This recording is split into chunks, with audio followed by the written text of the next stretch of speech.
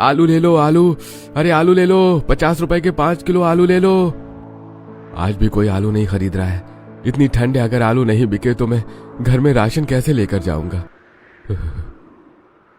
क्या हुआ मुकुल, आज भी तेरे आलू कोई नहीं खरीद रहा क्या? इस बार गांव में गिरा निरा आलू हुआ है, पाले की वजह से खराब भी हो रहा है, सबको घाटा देखना पड़ रहा है। हाँ रोहित, तेरा सही है, तूने इस बार मटर की खेती करी थी। हमारे खेत में तो आलू के अलावा कुछ और होता ही नहीं है।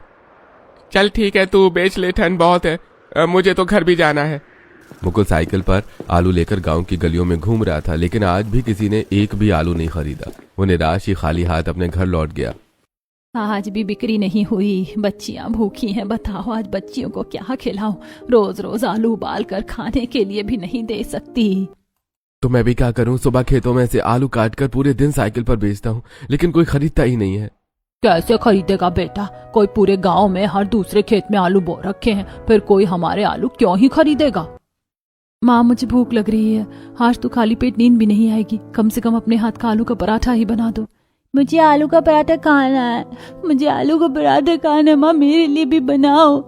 देख बहू, अगर थोड़ा बहुत आटा रखा हो घर में तो आलू उबाल कर इसके लिए चूल्हे पर आलू का एक पराठा बना दे। कम से कम बच्चियां तो भूखी नहीं रहेंगी। ठीक है माँ जी, ये एक मुट्ठी आटा रखा है, इसी से बना देती हूँ, दोनों खा लेना।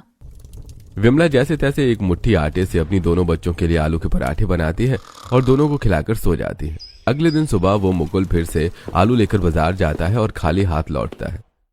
माँ अब तो ठंड बढ़ती जा रही है, पापा आप हमें एक स्वेटर दिलवा दो ना। देखो ये स्वेटर तो कितनी जगह से फट गया है। हाँ देखो बेचारी का बुखार तो उतर ही नहीं रहा, बच्चे ठंड से ठिठुर रहे हैं। हमारे पास ना तो रजाई है और ना ही बच्चों के लिए ठीक से कपड़े हैं। अरे तो मैं क्या करूं? मैं तो सुबह से लेकर रात तक गांव की गलियों में घूमता हूं, लेकिन कोई आलू खरीदना ही नहीं चाहता। इसके अलावा हमारे पास कोई और चारा भी तो नहीं है। लेकिन कुछ तो करना पड़ेगा, इन बच्चों को ठंड में ऐसे ही बीमार तो नहीं छोड़ सकते। अरे बहू, तुझे तो सिलाई करनी आती है, क्यों ना ये जो आलू की खाली बोरियां पड़ी हैं इन्हीं से बच्चों के लिए सर्दी से बचने के लिए कुछ बना दे। हाँ माँ जी आप ठीक कह रहे हो, मैं आज ही इनमें से बच्चों के लिए कुछ बना देती हूँ, कम से कम बच्चे ठंड से तो बचेंगे। इसके बाद नेहा बोरियों को साफ करती है और अपने बच्चों के लिए उनसे स्वेटर और जैकेट बना देती है और अपनी सास के लिए एक छोटा सा कंबल भी बना लेती है। अरे वाह माँ, ये तो बहुत गर्म है, इसमें ठंड भी नहीं लग रही। आप तो बहुत एक्सपर्ट हो। ठंड का इंतजाम तो हो गया, लेकिन इस भूख का कैसे इंतजाम करें? क्या आज भी चूल्हे में आलू उबाल कर ही खाने पड़ेंगे? घर में अनाज का एक दाना भी नहीं है। क्या करूं? आज भी पूरे गांव में साइकिल लेकर आलू बेचने के लिए घूमा था, दूसरों से कम दाम में बेचने की कोशिश भी की, लेकिन कोई खरीदने को तैयार नहीं हुआ। चलो कोई बात नहीं, आज एक काम करो, चूल्हे में आलू भून लो, ऊपर से थोड़ा नमक डालकर खा लेंगे। पूरा परिवार जैसे तैसे एक दिन और जुगाड़ से खाना बनाकर खा लेता है। अगले दिन सुबह नेहा मुकुल के साथ खेतों में आलू काटने जाती है और मुकुल से कहती है, अरे सुनिए, अब तो ठंड के साथ पाला भी पड़ने लगा है और मुझे तो ऐसा लगता है कि ये आलू खराब हो जाएगा। हमें पूरे खेत का आलू निकाल लेना चाहिए ताकि आलू खेत में ही ना सड़ जाए। हाँ मुझे भी ऐसा ही लगता है। क्यों ना आज हम देर तक काम करके सारा आलू निकालकर बोरों में भरकर अपने घर पर ही रख लेंगे। हाँ ठीक है, चलो आज खेत के सारे आलू निकाल लेते हैं। इसे रोज रोज खेत आने की मेहनत तो बच जाएगी, वैसे भी ठंड लगातार बढ़ती ही जा रही है। इसके बाद नेहा मुकुल के साथ आलू की कटाई में लग जाती है, लेकिन ठंड की वजह से दोनों के हाथ जम गए थे और मुकुल के हाथों से खुरपी छूटकर उसकी उंगली पर लग जाती है, जिससे उसकी उंगली कट जाती है। अरे मोरी मैया, कट गई रे। अरे इसमें से तो खून निकल रहा है। अरे नेहा कुछ कर, बहुत जोर से दर्द हो रहा है। अरे भगवान, ये क्या कर लिया तुमने? इसे कहते हैं कंगाली में आटा गीला। इतनी सर्दी पड़ रही है और अपनी उंगली ही काट ली। देखो ये उंगली तो बिल्कुल अलग हो गई है। अरे अब तो कुछ कर। अरे बहुत तेज दर्द हो रहा है, खून भी बहुत बह रहा है। अरे रुको, पहले मैं इस पर अपनी साड़ी का पल्लू जल्दी से बांध देती हूँ, फिर पहले घर चलते हैं और खून रोकने की कोशिश करते हैं। नेहा जैसे तैसे अपनी साड़ी का पल्लू फाड़कर मुकुल की उंगली पर बांधती है, लेकिन मुकुल की उंगली पूरी तरह कट चुकी होती है। वो दर्द से तड़प रहा होता है और नेहा उसे घर लेकर आती है। अरे पापा, आपको क्या हो गया? आप इतनी जोर जोर से क्यों चिल्ला रहे हो? हाँ मुकुल, तेरी उंगली को क्या हो गया? इसमें से इतना खून क्यों बह रहा है? अरे माँ, आलू की कटाई करते समय ठंड की वजह से हाथ लड़खड़ा गए और कुदाल उनके हाथ पर गिर गई, जिससे उनकी एक उंगली कट गई। मम्मी, पापा को डॉक्टर के पास लेकर जाना चाहिए, वरना पापा के हाथ में इन्फेक्शन फैल जाएगा। हाँ बहू, ठंड में वैसे ही बहुत तेज पड़ रही है। चल इसे जल्दी से गांव के सरकारी अस्पताल ले चलते हैं। नेहा जल्दी से मुकुल को लेकर गांव के सरकारी अस्पताल पहुंचती है, जहां डॉक्टर साहब मुकुल के हाथ की पट्टी करते हैं और नेहा से कहते हैं, देखिए, ठंड की वजह से उंगली ठीक होने में समय लगेगा और इन्फेक्शन फैलने का खतरा भी है। जरा देखकर करना, वरना हाथ भी कटवाना पड़ सकता है। ऐसा मत कहिए डॉक्टर साहब, ये घर के अकेले कमाने वाले हैं, अगर इन्हें कुछ हो गया तो घर कैसे चलेगा। इसीलिए कह रहा हूँ नेहा जी, ख्याल रखिएगा कि इन्फेक्शन न फैले। समय पर दवा और खाने का ध्यान रखना होगा। नेहा उदास होकर मुकुल को जैसे तैसे घर ले आती है और विमला को सारी बात बता देती है। अब कैसे होगा, अभी तक घर में थोड़ी बहुत कमाई तो आ रही थी, अब तो वो भी बिल्कुल बंद हो जाएगी। माँ जी, मुझे तो इनके इलाज की चिंता हो रही है, इलाज के पैसे कैसे कर पाऊंगी। बहू तू चिंता मत कर, सब सही हो जाएगा। खेत के सारे आलू तो कट ही गए हैं, अब उन्हें जैसे तैसे घर ले आते हैं। ठीक है माँ जी, कल सुबह मैं और आप जाकर थोड़े थोड़े आलू करके घर ले आएंगे। कम से कम आलू सर्दी और पाले से सड़ने से तो बच जाएंगे। हाँ बहू, अब तुझे ही कुछ करना होगा। मुझे नहीं लगता कि अब मुकुल काम पर जा पाएगा। चिंता मत करो माँ जी, कल का कल देखेंगे, अभी आप सो जाओ। मुकुल का हाथ कट जाने की वजह से नेहा और विमला दोनों बहुत दुखी थी। रात में ठंड से बचने के लिए उनके पास ढंग का कंबल भी नहीं था। जैसे तैसे चारों एक ही बिस्तर पर सटकर सो जाते हैं। मुकुल की उंगली कटने की वजह से घर की तंगी और बढ़ जाती है। अगले दिन सुबह, माँ जी, हमने लगभग सारा आलू घर पहुँचा दिया है, बस थोड़ा सा बचा है, वो भी घर ले आते हैं। फिर आलू छांट लेंगे, सड़ा गला अलग और अच्छा आलू अलग। हाँ बहू, वो तो ठीक है, लेकिन अब इन आलूओं को करेंगे क्या। पहले मुकुल थोड़ा बहुत बेच तो आता था, अब तो आलू बिकेंगे भी नहीं। माँ जी, मैं सोच रही हूँ क्यों ना मैं ही साइकिल पर आलू बेचने के लिए जाऊं। लेकिन बहू, इतने भारी आलू तो उठाएगी कैसे और साइकिल पर कैसे चलाएगी। माँ जी, एक एक तसला आलू लेकर जाऊंगी, कम से कम कुछ तो बिकेगा। इनके इलाज का भी इंतजाम करना है। ठीक है, तुझे जैसा सही लगे। अगले दिन नेहा साइकिल पर एक तसला आलू लेकर बेचने निकलती है। तभी उसकी छोटी बेटी मायशा और बड़ी बेटी आरोही उसके साथ जाने की जिद करने लगती हैं। मम्मी, मैं भी आपके साथ चलूंगी, मैं भी आपकी मदद करूंगी। हाँ मम्मी, मैं भी आपके साथ ही जाऊंगी, मुझे घर में अकेले अच्छा नहीं लगता है। बच्चों की बात मानकर नेहा दोनों बेटियों को साथ लेकर निकल जाती है। थोड़ी बहुत बिक्री भी हो जाती है, लेकिन शाम को घर लौटते समय अचानक छोटी बेटी मायशा साइकिल से गिर जाती है और उसे चोट लग जाती है। अरे भगवान, ये क्या हो गया। इसकी तबीयत पहले से ही खराब है और अब मेरी बच्ची को चोट भी लग गई। मम्मी, इसके सर से खून आ रहा है, हमें जल्दी से घर जाना होगा। नेहा घर जाकर मायशा की मरहम पट्टी करती है। तभी उसकी बेटी आरोही उससे कहती है, मम्मी, मुझे लगता है कि हम लोग इस तरह साइकिल पर आलू नहीं बेच पाएंगे, हमें कोई और काम करना होगा। हाँ बेटा, मैं सोच रही हूँ कि आसपास के घरों में अगर काम की जरूरत हो तो वही कोई काम देख लूं। झाड़ू पोछा बर्तन करके ही मैं कुछ पैसे कमा लूंगी। ठीक है माँ, मैं घर संभाल लिया करूंगी, आप चिंता मत करना। अगले दिन सुबह उठकर नेहा काम ढूंढने के लिए जाती है और पास ही में उसे दो बहुत बड़े घर में झाड़ू पोछा बर्तन करने का काम मिल जाता है। मुझे सफाई अच्छे से चाहिए, कोई भी शिकायत नहीं चाहिए, और इतनी सर्दी पड़ रही है, ऐसे में मैं एक भी दिन की छुट्टी नहीं दूंगी। और हाँ, काम पूरी ईमानदारी से करना। ठीक है मालकिन, आपको काम में कोई भी शिकायत नहीं मिलेगी, मैं पूरा काम अच्छे से करूंगी। ठीक है, तुम्हारी तनख्वाह 200 रुपए महीने होगी, कल से सुबह 8 बजे काम पर आ जाना। ठीक है। नेहा एक घर में काम करने की बात पक्की करके दूसरे घर में जाती है। देखो, मेरे घर में बहुत ज्यादा काम नहीं है, बस मैं, मेरा पति और मेरी बहू और बेटा रहते हैं। मेरी बहू पेट से, इसीलिए हमें थोड़ा मुश्किल हो रहा है, तो जो भी काम करो बिल्कुल अच्छे से करना। जी हाँ मालकिन, आपको शिकायत का कोई भी मौका नहीं मिलेगा, अच्छे से सारा काम संभाल लूंगी। ठीक है, कल से काम पर आ जाना सुबह ठीक 10 बजे, बिल्कुल भी देर मत करना। ठीक है मालकिन।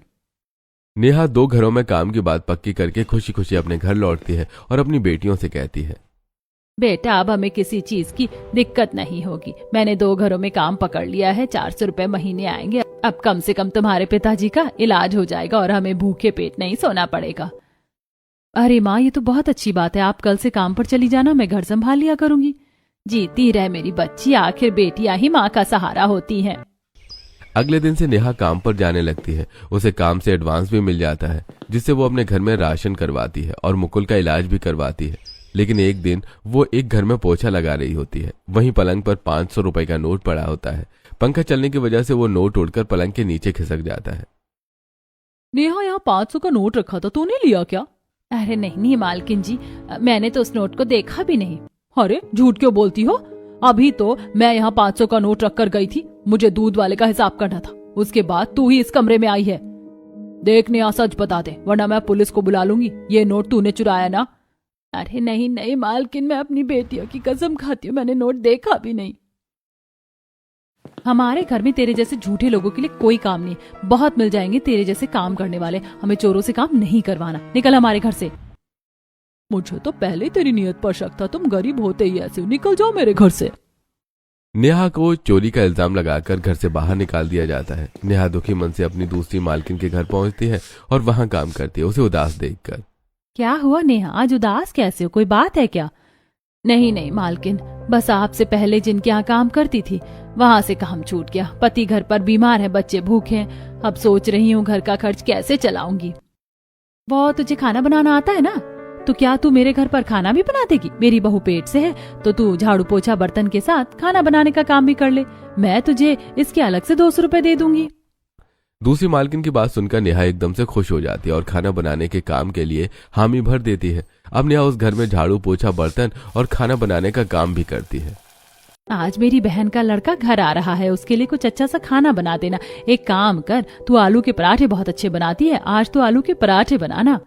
जी ठीक है मालकिन, मैं बना दूंगी। नेहा उस दिन खाने में आलू के पराठे बनाती है और पराठे बनाते बनाते सोचती है, काश मैं अपने बच्चों के लिए भी इस तरह आलू के पराठे बनाकर उन्हें गरम गरम खिला सकती। इतने में मालकिन की आवाज आती है, नेहा पराठे बन गए हो तो ले आओ, शुभम कब से इंतजार कर रहा है। नेहा पराठे लेकर बाहर आती है और सबको गर्मा गर्म आलू के पराठे खिलाती है। काम करने के बाद नेहा अपने घर पहुंचती है, जहां उसे पता चलता है कि मुकुल के हाथ में पूरी तरह इन्फेक्शन फैल चुका है और उसे तुरंत अस्पताल में भर्ती करना पड़ेगा। हे भगवान, अब अस्पताल का खर्चा कहाँ से चुकाएंगे? डॉक्टर ने कहा है कि पूरे हाथ में इन्फेक्शन फैल गया तो हाथ काटना ही पड़ेगा। पता नहीं हमारे घर में एक साथ इतनी मुसीबत कैसे आ गई।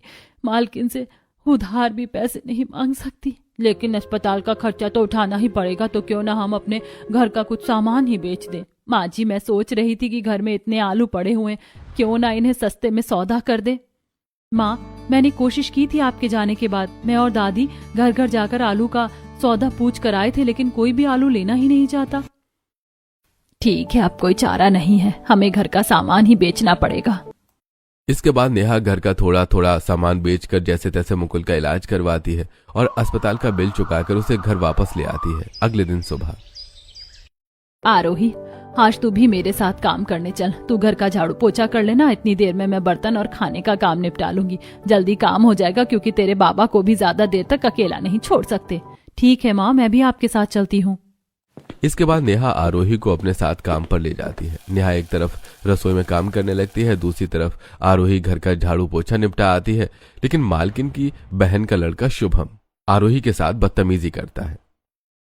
अरे, तुम तो बहुत सुंदर हो और जवान भी हो, जरा मेरे साथ कमरे के अंदर तो चलो, देखो। ये क्या बदतमीजी है? मम्मी देखो, ये मेरे साथ बदतमीजी करने की कोशिश कर रहा है। ये क्या बदतमीजी है मालकिन? ये आपकी छोटी बहन का बेटा मेरी बेटी के साथ क्या करने की कोशिश कर रहा था? जरा सी बात का पहाड़ बना रही हो। शुभम ने हंसी मजाक में कुछ कह दिया होगा। नहीं मालकिन, हम लोग गरीब जरूर है लेकिन इज्जतदार है, हमारी भी इज्जत है। अब मुझे आपके घर में काम नहीं करना। नेहा गुस्से में उस घर का काम छोड़कर घर आ जाती है और अपनी सास को सारी बातें बताती है। नेहा, तू काम तो छोड़ आई, लेकिन अब घर का खर्चा कैसे चलेगा? अब तो मुकुल की तरफ से रही सही उम्मीद भी चली गई, उसका हाथ कट गया है और शरीर भी उसका साथ नहीं दे रहा। अब हम घर का खर्चा कैसे चलाएंगे? हमारा अब तो घर का सारा सामान भी बिक गया है, अब न खाने को कुछ बचा है और ना ही पहनने को। घर के सभी लोग परेशान हो रहे होते हैं। माँ, आपको याद है आप जहाँ पर काम करती थी वहाँ सबको आपके हाथ के आलू के पराठे बहुत अच्छे लगते थे। हाँ हाँ, मालकिन तो मुझे ये कहती थी कि अगर तू आलू के पराठे का ठेला खोलेगी तो तेरे पास ग्राहकों की लाइन लग जाएगी। हाँ तो माँ, क्यों ना हम आलू के पराठे बनाकर बेचें? हमारे पास इतने सारे आलू तो पहले से ही मौजूद हैं। तुम सही कह रही हो आरोही, शादी से पहले मेरा भाई भी यही कहता था कि तेरे हाथ के आलू के पराठों जैसा स्वाद कहीं और नहीं है। हाँ बेटा नेहा, तुम्हारे हाथ के आलू के पराठे का तो वाकई कोई जवाब नहीं। जो तीखे चटपटे पराठे बनाती हो, एक बार खाने के बाद इंसान दोबारा खाए बिना रह नहीं सकता है। लेकिन अगर हम आलू के पराठे बेचेंगे भी तो कैसे बेचेंगे? ना तो हमारे पास ठेला खरीदने के पैसे हैं और ना ही गैस चूल्हा। माँ हमारे पास छोटा सिलेंडर और पापा की साइकिल भी बेकार पड़ी है, तो क्यों ना साइकिल पर तवा लगा दे और नीचे गैस का सिलेंडर फिट कर देंगे। इतना काम तो मैं खुद कर लूंगी और जो थोड़े बहुत पैसे आज के हिसाब से मिले हैं उनमें हम आटा वगैरह खरीद कर लाते हैं